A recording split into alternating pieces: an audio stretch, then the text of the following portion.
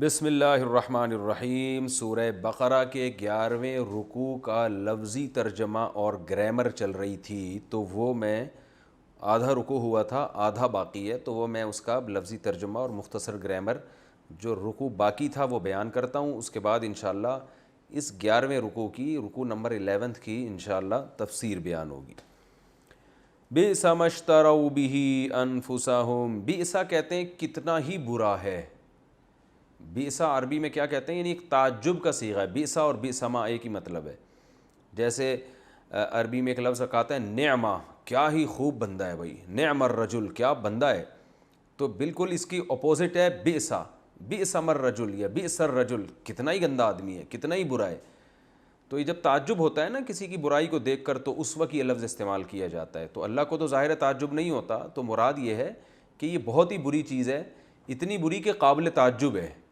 تو اس لیے اللہ نے فرمایا بئس ما اشتروا بہ انفسہم، کیا ہی بری چیز ہے، اشتروا بہ انفسہم، جس کے ذریعے انہوں نے اپنے نفس کو بیچ ڈالا، اپنی جانوں کو بیچ ڈالا۔ اشتروا کا معنی خریدنا بھی ہوتا ہے، بیچنا بھی ہوتا ہے، زیادہ تر خریدنے کے معنی میں استعمال ہوتا ہے۔ شراء، بیع و شراء کا لفظ آپ نے سنا ہوگا۔ اشتروا اصل میں تھا اشتروا، اکتسبوا کی طرح۔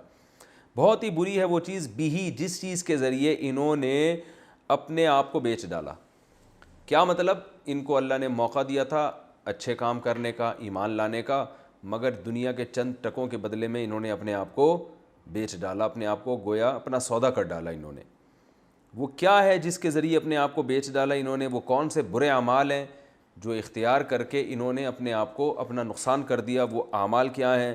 ان یکفروا، یہ بات ہے، یکفروا کہ انہوں نے کفر کیا، بما، اس چیز کا، انزل اللہ، جو اللہ نے نازل کی، اس چیز کے ساتھ کفر کیا جو آسمان سے اللہ تعلیمات اور کتاب نازل کر رہا ہے۔ اور یہ اس لیے نہیں انہوں نے کیا کہ ان کو کوئی شبہہ تھا، دلائل میں کمی تھی، بلکہ بغین، بغی یہ اردو میں جیسے بغاوت نہیں ہے، اور سرکشی، صرف سرکشی کی بیس پہ۔ اور سرکشی کی کیا بیس تھی؟ ان ینزل اللہ، کہ اللہ نے نازل کر دیا، من فضلہ، اپنے فضل سے، علی من، اس شخص پر، یشاء، چاہتا ہے اللہ تعالیٰ جس پر، من عبادہ، اپنے بندوں میں سے۔ ٹھیک ہے نا؟ یعنی آیت کا بامحاورہ ترجمہ یہ ہوگا کہ انہوں نے کفر کیا اس کلام کا جو اللہ نے آسمان سے نازل کیا، اور کفر کی بیس بھی کوئی مضبوط نہیں ہے، یہ نہیں کہ دلائل کمزور ہیں، بلکہ بغین، صرف سرکشی کی بیس پہ۔ اور سرکشی کی بیس بھی کوئی مضبوط نہیں ہے، بلکہ بعض دفعہ انسان باغی ہو جاتا ہے، جیسے باپ اپنی اولاد پہ بہت سختی کرے تو بیٹے باغی ہو جاتے ہیں۔ تو بغاوت یا سرکشی کی بیس بھی مضبوط نہیں ہے کہ اللہ نے کوئی ظلم کیا ہو ان کے ساتھ، بلکہ اس کی بیس ہے جیلسی، حسد۔ وہ حسد کیا ہے؟ ان ینزل اللہ من فضلہ، کہ اللہ نازل کر رہا ہے اپنے فضل سے۔ کیا نازل کر رہا ہے؟ یعنی اپنی آیتوں کو اور اپنی نبوت کو، من یشاء، جس پر اللہ چاہ رہا ہے، من عبادی، اپنی نیک بندوں میں سے۔ یعنی یہ تو اللہ نے سلیکشن کر لی، ہم سے تو اللہ نے پوچھا ہی نہیں ہے۔ تو یہ چونکہ اتنا تفسیر ضروری تھی تاکہ آیت سمجھ میں آئے، تو اللہ فرماتے ہیں فباؤ، فا کا معنی پس، باؤ کا معنی لوٹے، یہ پہلے بھی گزر چکا ہے ضربو کی طرح، پس لوٹے، بغضب، علی غضب، ایک غضب کے ساتھ، علی غضب، دوسرے غضب کے اوپر، یعنی غضب در غضب۔ اللہ کا ایک غضب لے کے نہیں لوٹے، بلکہ غضب در غضب، کیونکہ بہت ساری وجوہات ہیں غضب کی، وہ پھر تفسیر میں انشاءاللہ بتاتا ہوں۔ وَلِلْكَافِرِينَ، اور ایسے کافروں کے لیے، ال کا مطلب ہوتا ہے مخصوص کافر، تو للکافرین اصل میں تھا لی الکافرین، تو الف سائلنٹ ہو گیا۔ وَلِلْكَافِرِينَ، اور ایسے کافروں کے لیے جو اس طرح کی حرکتیں کر رہے ہوں، عذاب، عذاب ہے، مہین، اہانت کرنے والا۔ مہین اصل میں تھا مہون، مکرمن کی طرح، یہ اہانت سے نکلا ہے۔ اہانت کہتے ہیں نا توہین، کسی کو رسوا کرنا، توہین اہانت ایک ہی چیز ہے۔ توہین عدالت کا کیس لوگ کہتے ہیں نا، توہین عدالت ہے بھئی۔ تو ایسا عذاب ہے جو ان کو رسوا کر دے گا۔ وَإِذَا، اور جب، قِيلَ لَهُمْ، کہا جاتا ہے ان سے، آمنو، ایمان لے آؤ، بما، اس کلام پر، انزل اللہ، جو اللہ نے نازل کیا، قالو، تو یہ جواب میں کہتے ہیں، نؤمنو، ہم ایمان لائیں گے، نکرمو کی طرح، بما، اس کتاب پر انزل علینا جو ہم پر نازل کی گئی تھی، یعنی تورات، ہم اس پر ایمان لائیں گے۔ وَيَكْفُرُونَ اور یہ انکار کرتے ہیں بِمَا اس کتاب پر، یعنی اس چیز کا، وراءہ جو اس کتاب کے علاوہ ہے۔ ورا ما ورائے عدالت آپ نے سنا ہوگا نا لفظ، یعنی عدالت کے علاوہ، کہتے ہیں نا ما ورائے عدالت قتل جائز نہیں ہے، ما ورائے عدالت یعنی عدالت کے پیچھے قتل، عدالت سے ہٹ کے، تو علاوہ، ہٹ کے، یہ سب معنوں میں ما ورا کا لفظ استعمال ہوتا ہے۔ تو وَيَكْفُرُونَ بِمَا اور یہ انکار کرتے ہیں بِمَا اس کتاب کا، وراءہ جو تورات کے علاوہ کوئی کتاب ہے، یعنی تہیہ کیا ہوا ہے کہ بس تورات پر ایمان لانا ہے، اور وہ بھی ایمان کیسا ہے، وہ بھی لنگڑا لولا ایمان ہے ان کا، اس کے علاوہ انہوں نے تہیہ کر لیا کہ ہم کسی کتاب پر ایمان نہیں لے کر آئیں گے۔ وَهُوَ الْحَقُّ حالانکہ وہ جو کتاب ہے جس پر ایمان لانے کا ان کو حکم دیا جا رہا ہے، یعنی قرآن، الحق وہ برحق ہے، مصدقاً تصدیق کرنے والی ہے، درست قرار دینے والی ہے، لما اس کتاب کو، معہم جو ان کے پاس ہے، مع معیت سے نکلا ہے، یعنی وہ اس کتاب کے مضامین اور تورات کے مضامین ایک دوسرے سے ٹکراتے نہیں ہیں، بلکہ یہ تو اسی کی تائید کر رہی ہے، تو اس پر تو اور زیادہ ایمان لانا چاہیے ان کو۔ قل اے نبی آپ ان سے کہہ دیجئے، فلیما، فا کا معنی تو، یعنی تم جو کہتے ہو کہ ہم صرف تورات پر ایمان لائیں گے، تورات کے علاوہ کتابوں پر ایمان نہیں لائیں گے، تو ان سے پوچھئے کہ اگر ایسا صحیح ہے تو لما کیوں پھر تقتلون تم قتل کرتے ہو انبیاء اللہ اللہ کے نبیوں کو، من قبل اس سے پہلے۔ اگر تمہارا واقعی تورات پر ایمان ہوتا نا تو پھر پیغمبروں کو تم نے کس بیس پہ قتل کیا ہے؟ ان کنتم مؤمنین اگر تم ہو مومن، یعنی اس تورات پر ایمان کے دعوے میں بھی تم جھوٹے ہو۔ وَلَقَدْ جَاءَكُمْ اور تحقیق آ چکے ہیں تمہارے پاس، موسیٰ بالبینات واضح دلائل کے ساتھ، یعنی موسیٰ علیہ السلام کے بعد پیغمبروں کو تو تم نے قتل کیا، لیکن موسیٰ علیہ السلام پر تو ایمان کے دعوے دار ہو تم، ان کے ساتھ جو تم نے حشر کیا وہ بھی تمہیں معلوم ہے۔ آ چکے ہیں موسیٰ تمہارے پاس واضح دلائل کے ساتھ، ثم اتخذتم، ثم کا معنی پھر، اتخذتم تھا اصل میں، اتخذ یتخذو اصل میں تھا اکتسب یکتسبو کی طرح، اس کا معنی ٹھہرا لینا، کئی دفعہ گزر چکا ہے یہ لفظ، الف سائلنٹ ہو گیا۔ ثم اتخذتم پھر تم نے ٹھہرا لیا، العجلہ بچھڑے کو، عجل کہتے ہیں بچھڑا، کٹا بھی جسے میرا خیال ہے کہتے ہیں پنجابی میں، اب پتہ نہیں، کٹا تو شاید بھینس کے بچے کو بولتے ہیں۔ ثم اتخذتم العجلہ پھر تم نے ٹھہرا لیا بچھڑے کو، من بعدہ اس کے بعد بھی، یعنی موسیٰ علیہ السلام کے آنے کے بعد اور دلائل دیکھنے کے بعد، وَأَنْتُمْ اور تم ظالمون ظالم تھے، تم یہ سب غلط کر رہے تھے۔ وَإِذْ اور اس وقت کو بھی یاد کرو، اخذنا جب لیا ہم نے، اخذ کیا لیا ہم نے، میثاقکم تم سے مضبوط ایگریمنٹ، ورفعنا اور اٹھا لیا ہم نے، فوقکم تمہارے اوپر، فوق فوقیت سے نکلا ہے اوپر، الطورا کوہ طور کو، کوہ طور کو ہم نے تمہارے اوپر اٹھا لیا تھا، اس وقت کو بھی یاد کرو۔ خذو اور اس وقت ہم نے کہا تھا، یہاں یہ ہم نے کہا تھا کا لفظ محذوف ہے، اس وقت ہم نے کہا تھا خذو، خذ کا معنی ہوتا ہے پکڑو، عربی میں بھی آج یہ لفظ استعمال ہوتا ہے، سعودی عرب میں جائیں خذ، یہ لو بھائی، خذو پلیورل ہے، جمع کا صیغہ ہے، پکڑو، ما اس کتاب کو، آتیناکم جو ہم نے تمہیں دی ہے، بقوت مضبوطی کے ساتھ پکڑ لو، واسمعوا اور اس کے حکام کو غور سے سنو، سماعت کرو۔ قالوا تو اس وقت جواب میں کہنے لگے، سمعنا ہم نے سن لیا، وعصینا لیکن ہم نافرمانی کریں گے۔ عصینا عصیان سے نکلا ہے، عصیان گناہ کو کہتے ہیں نا، عاصی، ضربنا کی طرح، عصینا لیکن ہم نافرمانی کریں گے۔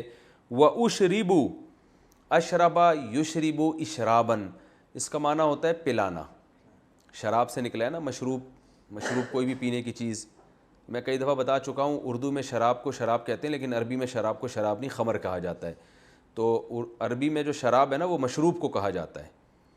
تو وَأُشْرِبُوا اور ان کو پلایا جائے گا، اکرمو کی طرح پیسو وائس صحیح ہے، سوری پلایا نہیں جائے گا، وَأُشْرِبُوا اور ان کو پلا دی گئی، فی قلوبہم ان کے دلوں میں، العجلہ بچھڑا، یعنی بچھڑا گھول کے ان کے دلوں میں پلا دیا گیا تھا۔ یہ ایک محاورہ ہے کہ بچھڑے کی محبت ان کے دلوں میں گھول کر ڈال دی گئی تھی، یعنی اتنا کچھ دیکھنے کے بعد بھی بچھڑے کو معبود بنا رہے ہیں، اس کی عبادت کر رہے ہیں، اس کا مطلب بچھڑے کی محبت گویا ان کے دلوں میں گھول کر ڈال دی گئی ہے شیطان کی طرف سے، بکفرہم، ان کے کفر کی وجہ سے، ناشکری کی وجہ سے۔ تو یہ سارے واقعات اے نبی آپ ان کو بتائیں اور پھر ان سے کہیں، قل، ان سے کہہ دیجئے، بئس ما، وہی بئس آ گیا نا، کتنا ہی برا ہے، کیا برا ہے، یأمرکم بہ ایمانکم، امر کرتا ہے جس چیز کا تمہارا ایمان، یعنی تمہارا ایمان تمہیں جن باتوں کا آرڈر کر رہا ہے وہ تو بہت ہی بری باتیں ہیں، تو اس کا مطلب یہ ایمان بھی تمہارا ٹھیک نہیں ہے۔ تم یہ کہتے ہو ہم موسیٰ پہ ایمان رکھتے ہیں، تورات پر ایمان رکھتے ہیں، تو اس ایمان کے بعد تمہاری حرکتیں اگر یہ ہیں تو تمہارا ایمان تو کتنی بری باتوں کا تمہیں حکم دے رہا ہے، اور ظاہر ہے ایمان بری باتوں کا حکم نہیں دیتا، تو مطلب یہ کہ تمہارا ایمان ہے ہی نہیں۔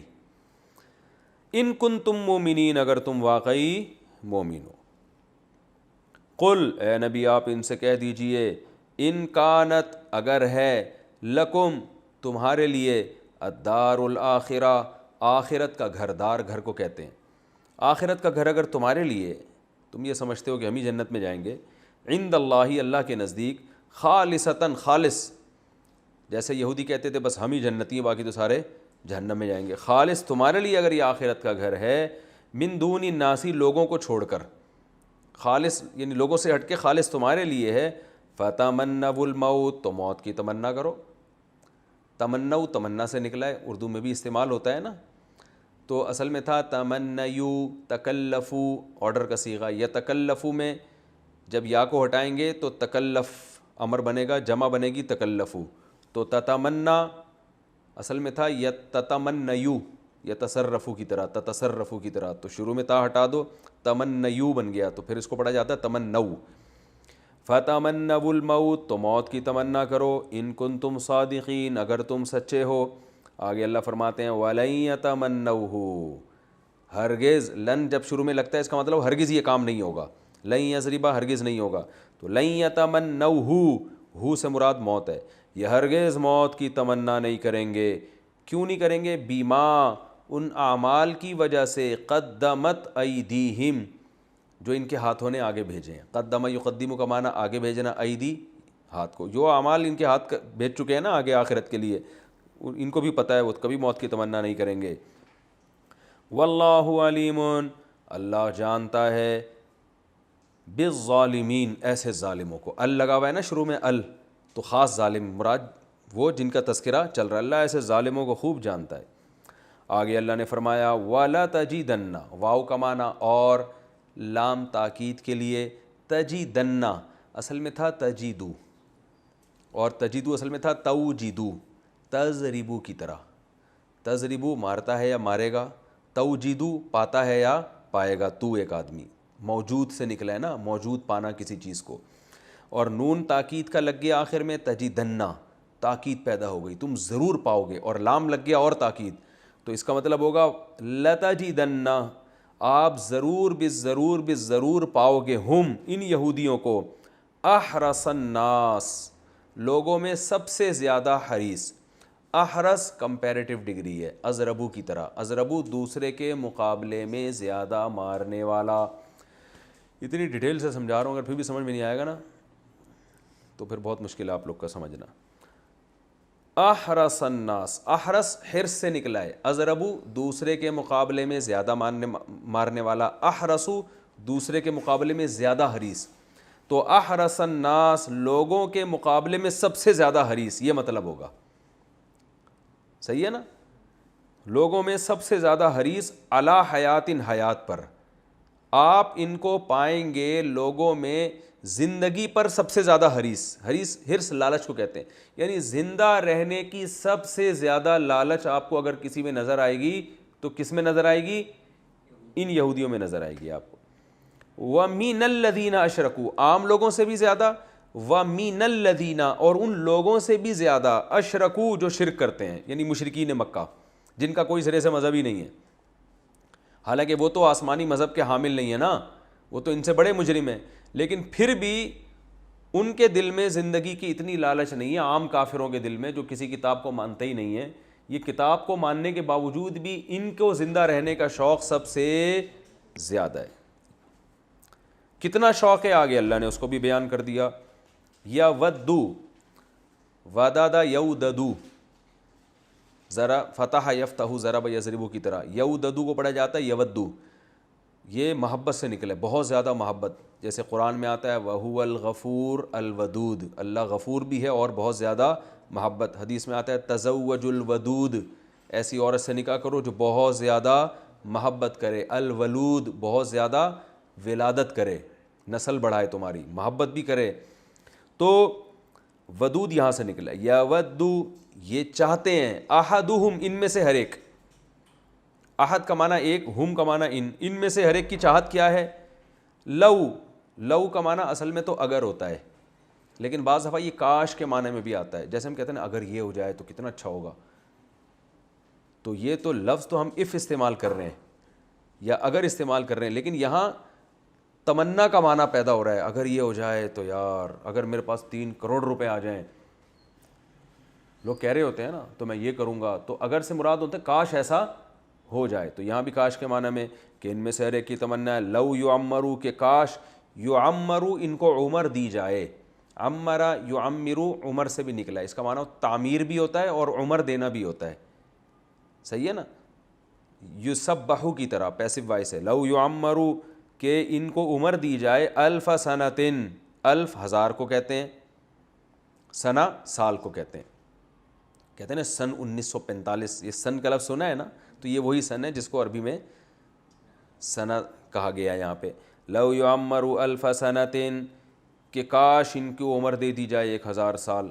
ان میں سے ہر ایک کی تمنا کیا ہے کہ کم از کم 1000 سال ہمیں زندہ رہنا بہت ہماری صحت کے لیے ضروری ہے. اللہ فرماتے ہیں وما ہوا, ماں کا معنی نہیں اور واو کا معنی اور, وما ہوا, اور نہیں ہے یہ. ہوا کا معنی یہ سے کیا مراد ہے جس کا پہلے ذکر ہو گیا, یعنی 1000 سال کی عمر. یعنی یہ جو 1000 سال کی عمر ہے, بی مزحزح, بی زائد ہے, با جو ہے نا بی, یہ با کا لفظ یہ زائد ہے.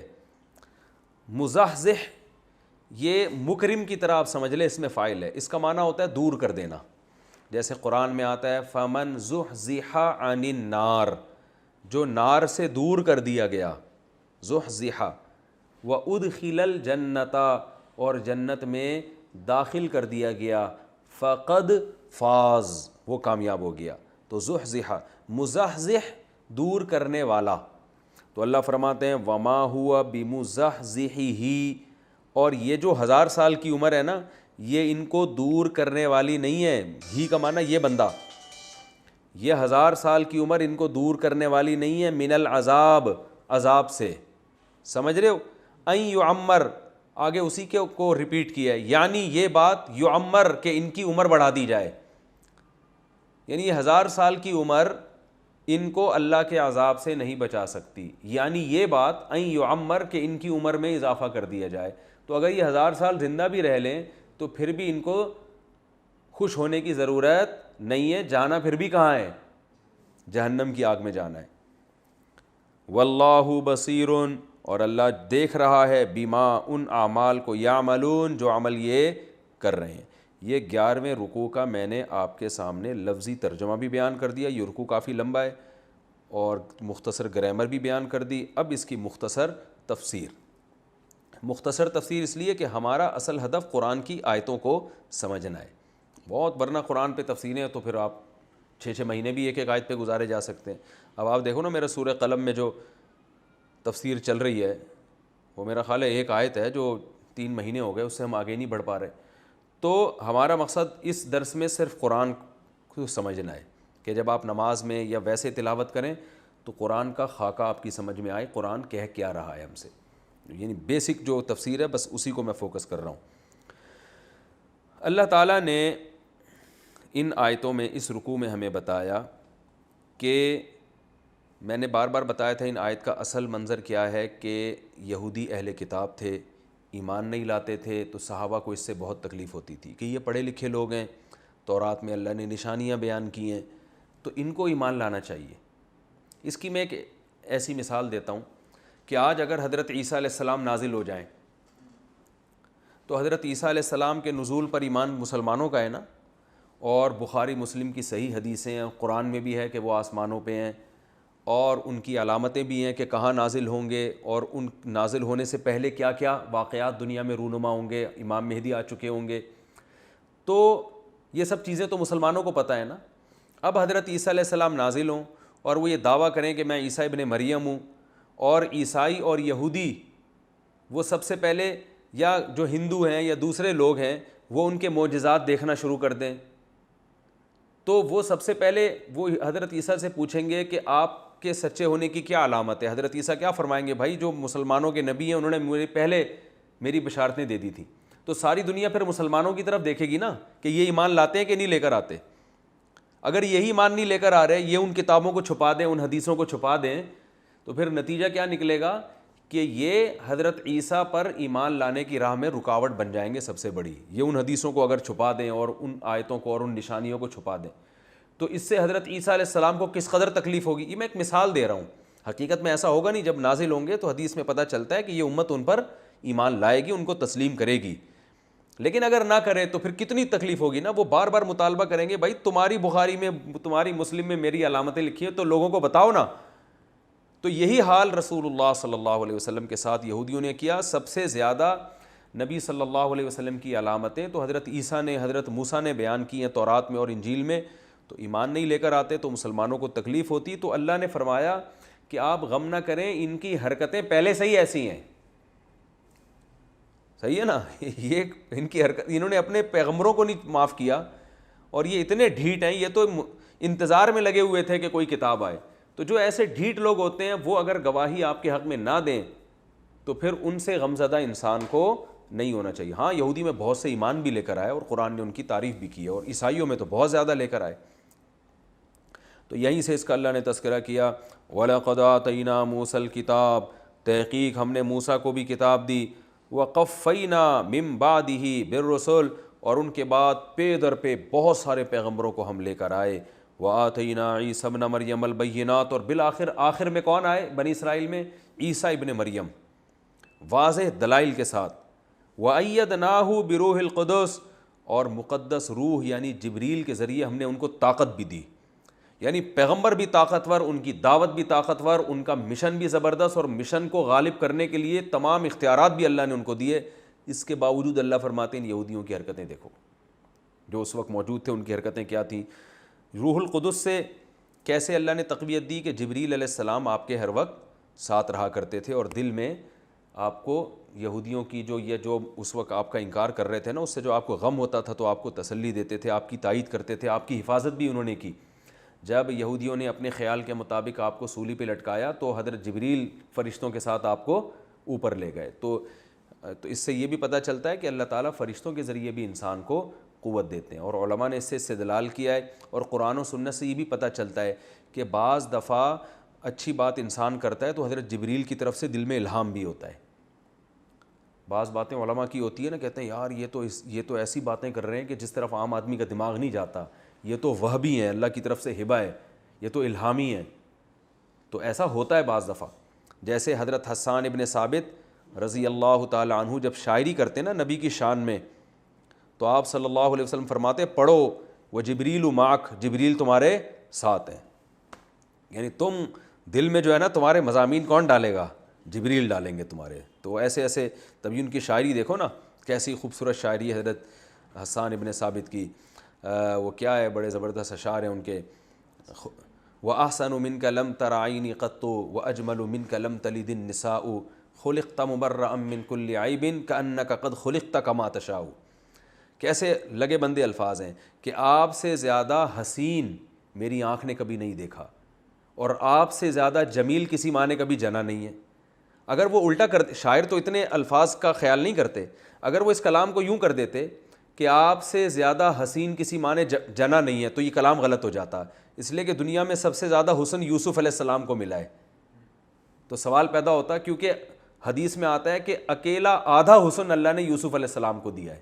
تو پتہ چلا حسن میں یوسف علیہ السلام جب آدھا اکیلا لے گئے تو باقی تو اللہ نے سب مخلوق میں تقسیم کیا, جس میں ہمارے نبی صلی اللہ علیہ وسلم بھی ہے. تو سب سے زیادہ حسین کون تھے؟ یوسف علیہ السلام. تو اگر حضرت حسان یوں کہتے کہ اللہ نے آپ سے زیادہ حسین کوئی پیدا ہی نہیں کیا ہے, تو خود یہ نبی کی حدیث کے خلاف ہو جاتا.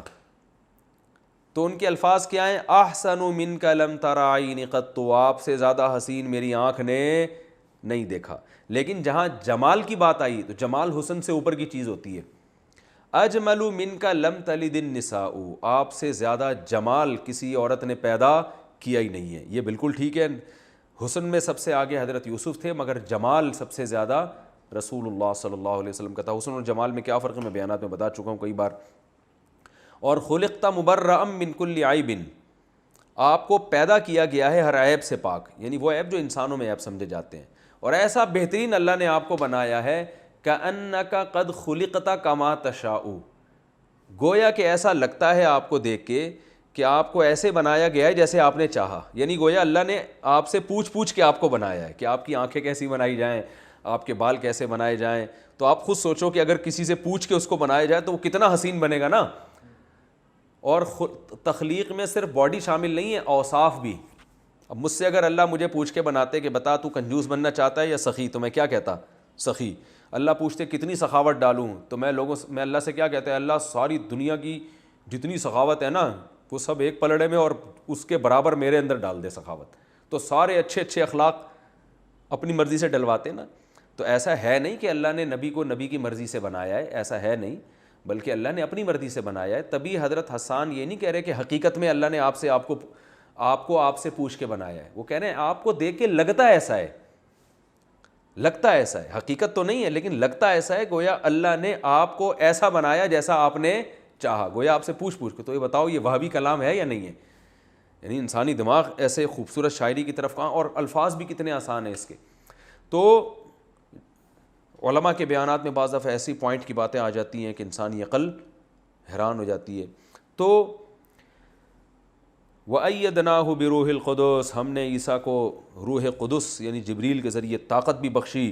لیکن اللہ فرماتے ہیں، ان یہودیوں سے خطاب کرتے ہیں، آفَكُلَّمَا، تو کیا جب بھی جاءکم رسول، کوئی رسول تمہارے پاس آئے گا، بما، ان تعلیمات کے ساتھ، لا تہوا انفسکم، جو تمہارے نفس کی خواہش نہیں ہوگی، استکبرتم، تو کیا تم تکبر شروع کر دو گے، ففریقاً کذبتم، ایک فریق کا تم نے انکار کر دیا، وفریقاً تقتلون، اور ایک پیغمبروں کی ایک جماعت کو تم نے قتل کر دیا. یعنی حضرت موسیٰ اور ان کے بعد اتنے پیغمبر، اور پھر آخر میں سب سے اعلیٰ پیغمبر بنی اسرائیل میں عیسیٰ ابن مریم. لیکن تمہاری عادت کیا تھی کہ جب بھی کوئی پیغمبر تمہارے پاس آ رہا ہے، تمہاری خواہشات کی باتیں کر رہا ہے تو پھر تو تم مان رہے ہو.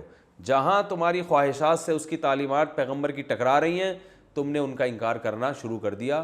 یہی حال کس کے ساتھ کر رہے ہو؟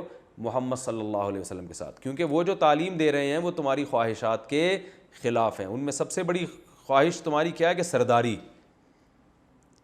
اور کہ ہم مقتدی ہیں. تو یہ سرداری تمہاری چھوٹ رہی ہے. تو اللہ فرماتے ہیں ہمیشہ ایسے کرتے ہو، یعنی اب تو ایسا نہ کرو، تم ہمیشہ ایسا کرتے رہے ہو. وقالوا قلوبنا غلف، اور یہودیوں سے جب کہا جاتا ہے نبی پر ایمان لے کر آؤ تو وہ جواب میں کہتے ہیں ہمارے دل بند ہو چکے ہیں. کیا مطلب؟ ہمیں اتنا پکا موسیٰ علیہ السلام پر ایمان ہے اور آپ کے بعد جو چند پیغمبروں پر، کہ اب ہمیں وہاں سے کوئی ہٹا نہیں سکتا، اور ہم محمد صلی اللہ علیہ وسلم پر ایمان لائیں گے نہیں. اس حوالے سے ہم بڑے استقامت والے لوگ ہیں. تو اللہ فرماتے ہیں استقامت نہیں ہے. لعنہم اللہ بکفرہم، ان کی حرکتوں، ان کے کفر کی وجہ سے، جو یہ ناشکری کے کام کرتے رہے ہیں، ان کی وجہ سے اللہ نے ان پر لعنت کر دی ہے کہ حق بات ماننے کے لیے تیار نہیں ہے. دیکھیں استقامت اور مضبوطی سے ڈٹ جانا یہ ایک اچھی صفت ہے، بشرطے کہ اچھے کام پر ہو. اور اگر برے کام پہ آپ ڈٹ جاؤ تو پھر آپ کہو میں جناب میری زبان ایک ہے اور میں جو کرتا ہوں وہ کنٹینیو کرتا ہی رہتا ہوں، پھر میں اسے چھوڑتا نہیں ہوں. تو بھائی اچھے کام کے بارے میں تو یہ ٹھیک ہے، برے کام کے بارے میں یہ استقامت اچھی چیز نہیں ہے. تو اللہ نے فرمایا یہ استقامت نہیں ہے کہ تمہارے دل مضبوط ہو چکے ہیں، غلاف میں آ چکے ہیں، اب پیک ہو چکے ہیں، بلکہ یہ تمہاری حرکتوں کی وجہ سے اللہ نے تم پر لعنت کر دی ہے. فَقَلِيلًا مَا يُؤْمِنُونَ، پس بہت ہی تھوڑا ہے یہ لوگ جو ایمان لے کر آتے ہیں، یعنی تھوڑا سا ایمان لاتے ہیں. جو ایمان جتنا لانا واجب ہے وہ ایمان نہیں لے کر آتے. وَلَمَّا جَاءَهُمْ كِتَابٌ مِّنْ عِندِ اللَّهِ، اور جب ان کے پاس اللہ کی طرف سے کتاب آ گئی، یعنی قرآن آ گیا، مُصَدِّقٌ لِّمَا مَعَهُمْ، اور وہ کتاب ان کی کتاب کی تصدیق بھی کر رہی ہے. یہ بار بار قرآن اس لیے ذکر کرتا ہے کہ بھئی جو کتاب ہے تمہاری کتابوں کی تصدیق اس لیے کہ اگر کوئی ایسی کتاب آئے جو ان کا انکار کر رہی ہو نا تو پھر بڑی آزمائش ہے. یہ کہیں گے یار ان کے پاس بھی اتنے مضبوط دلائل تھے, معجزے تھے, ان کے پاس بھی, اب ان دونوں میں صحیح کون ہے؟ تو پھر حق کو پہچاننا مشکل ہو جاتا ہے نا. لیکن اگر نیا پیغمبر آ کے پرانے ہی پیغمبر کی تعلیمات کو عام کر رہا ہے, وہی عقائد بیان کر رہا ہے, تو پھر ایمان لانا آسان ہو جاتا ہے, کیونکہ اب آزمائش میں نہیں ڈالا جا رہا آپ کو, بلکہ اس پر بھی ایمان لاؤ, اس پر بھی ایمان لے کر آؤ. تو اللہ فرماتے ہیں جب ان کے پاس کتاب آ گئی اور وہ کتاب ان کی کتابوں کی تصدیق کر رہی ہے, وَكَانُوا مِن قَبْلُ يَسْتَفْتِحُونَ عَلَى الَّذِينَ كَفَرُوا, اور اس سے پہلے یہ لوگ جو عام کافر ہیں یعنی مشرکین مکہ, ان پر فتح بھی طلب کر رہے تھے.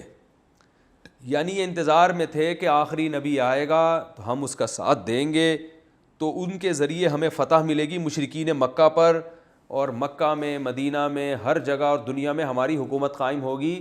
لوگ آسمانی کتابوں والوں کی عزت کرنا شروع کر دیں گے, کیونکہ یہودی آسمانی کتابوں کے قائل تھے نا, تو یہ مذہب ہمارا نظریہ دنیا میں رائج ہوگا. ہر لحاظ سے فتح طلب کر رہے تھے. اور یستفتحون کا معنی جو یہ دوسرے بھی معنی کیے گئے ہیں لیکن راجح معنی یہ معلوم ہوتا ہے.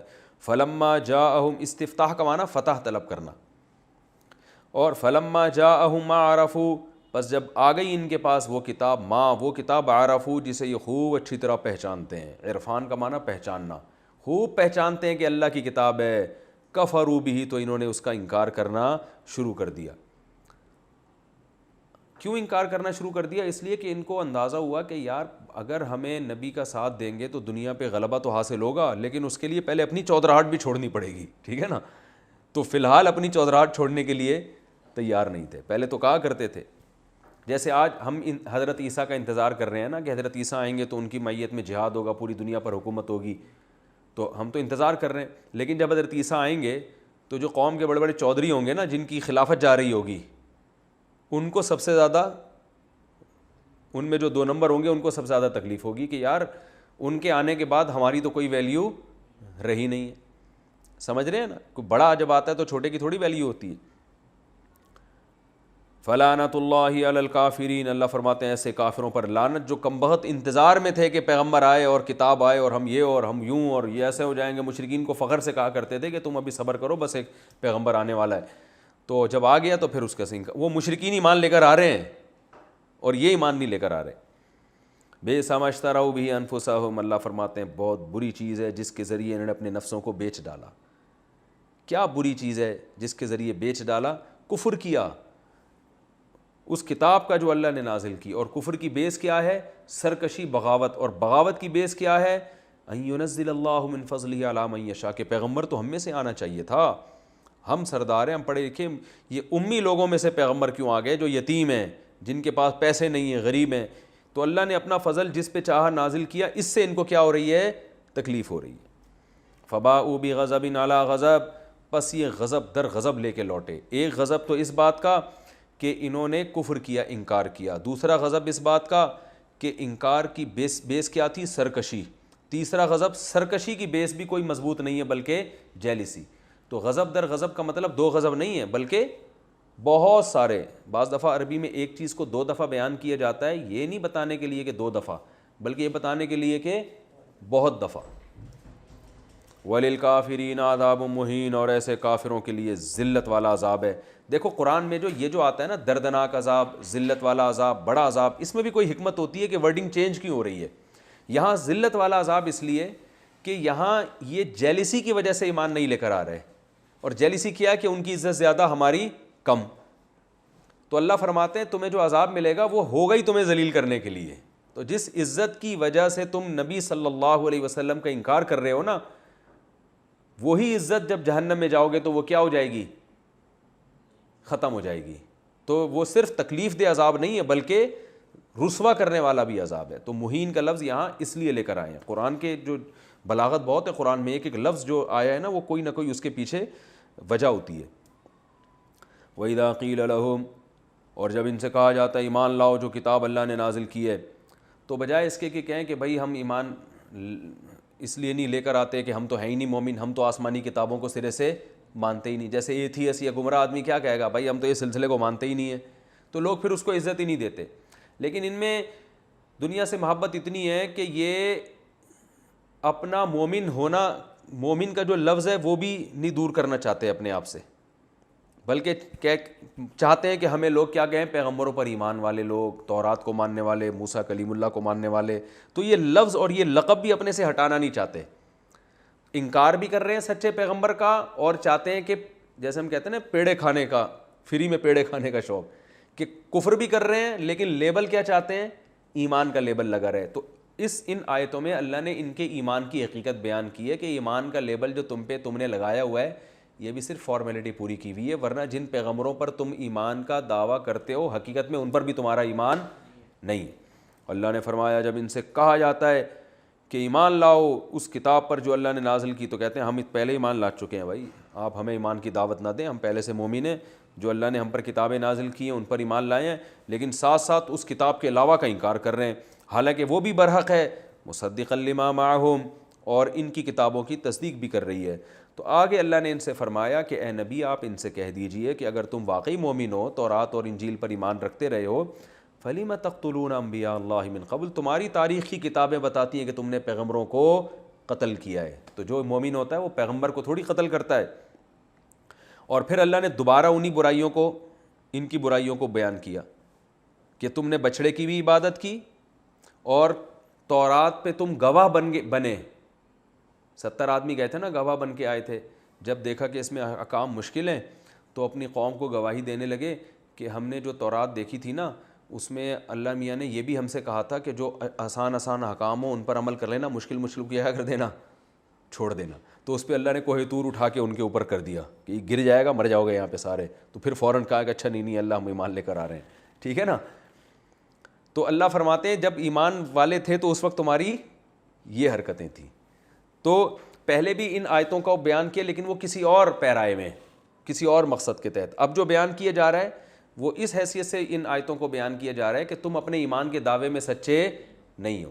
تو اس لیے تکرار نہیں ہے کہ جو مضمون اللہ نے پہلے بیان کیا وہ دوبارہ کیوں بیان، اور پہلے کسی اور مضمون کو بیان کرنے کے لیے بتایا گیا تھا، اب یہ بتانے کے لیے کہ تم جو کہتے ہو مومن ہیں تو یہ مومن کا دعویٰ بھی تمہارا ٹھیک نہیں ہے.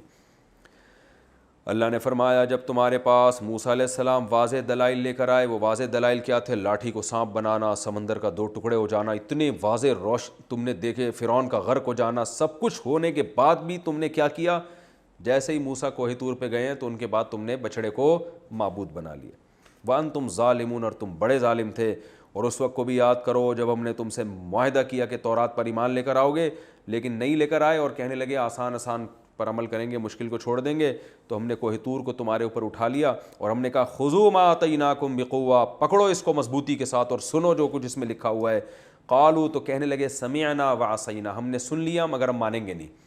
یہ جو سمعنا وعصینا ہے نا، ظاہر ہے کوئی زبان سے یوں تھوڑی کہے گا ہم نے سن لیا اور ہم نے نہیں مانیں گے، یعنی اوپر سے کہا کہ ہم نے سن لیا اور دل میں کیا تھا؟ مانیں گے نہیں. دل میں یہی تھا کہ ڈنڈی مارنے کا جہاں موقع ملے گا صحیح ہے نا، اللہ بچائے. لیکن سارے ایسے نہیں تھے، یاد رکھو قرآن میں جگہ جگہ اہل یہود میں جو اچھے لوگ تھے ان کی تعریف بھی ہے. بہت سے ان میں اچھے تھے جن کی نسل میں آگے پیغمبر پیدا ہوئے ہیں. داؤد علیہ السلام بھی تو بنی اسرائیل میں ہی تھے نا، تو وہ تو بہت اچھے تھے. جالوت کے خلاف جو لڑنے والے تھے وہ بھی تو بنی اسرائیل میں تھے نا. تو سارے خراب نہیں تھے، میجورٹی کی بات ہو رہی ہے.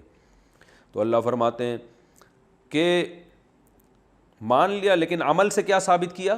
یا تو عصینا کا یہ مطلب ہے کہ دل میں کہنے لگے ہم نہیں مانیں گے، یا یہ کہ زبان سے کہا سن لیا مگر عمل جو تم نے کیا اس سے بزبان حال تم نے یہ بتایا کہ ہم عمل نہیں کریں گے. تو اس میں صحابہ کی بھی فضیلت ثابت ہوتی ہے اس آیت میں. وہ ایسے کہ سورہ بقرہ کی آخری آیات میں اللہ نے جو صحابہ کا بیان کیا نا، قالوا سمعنا واطعنا غفرانک ربنا والیک المصیر، کہ یہ کہتے ہیں اللہ ہم نے سن لیا اور ہم کیا کریں گے؟ اطاعت کریں گے. تو اللہ فرماتے ہیں، یہ کہاں چلا گیا؟ اچھا، خذوا ما آتیناکم بقوۃ واسمعوا قالوا سمعنا وعصینا واشربوا فی قلوبہم العجل بکفرہم، اور ان کے کفر کی وجہ سے ان کے دلوں میں بچڑے کی محبت ڈال دی گئی. ان پہلے سے حرکتیں ٹھیک نہیں تھی جس کی وجہ سے بچڑے کی محبت ان کے دل میں پیدا ہو گئی. اور یہ تو اس آیت سے بھی پتہ چلتا ہے کہ انسان جب بدعمالیاں کرتا ہے تو بدعمالیوں کی وجہ سے مزید بدعمالیوں کی محبت پیدا ہو جاتی ہے. تو وہ کچھ ایسے پہلے کام کیے تھے جن کی وجہ سے کفر کرنا ان کے لیے آسان ہو گیا. وقت پورا ہو گیا. یہ رکوع تھوڑا سا باقی ہے، پھر انشاءاللہ اگلے ایپیسوڈ میں اس کی بقیہ تفسیر بیان ہوگی۔ اللہ تعالیٰ سمجھنے کی، عمل کرنے کی توفیق عطا فرمائے۔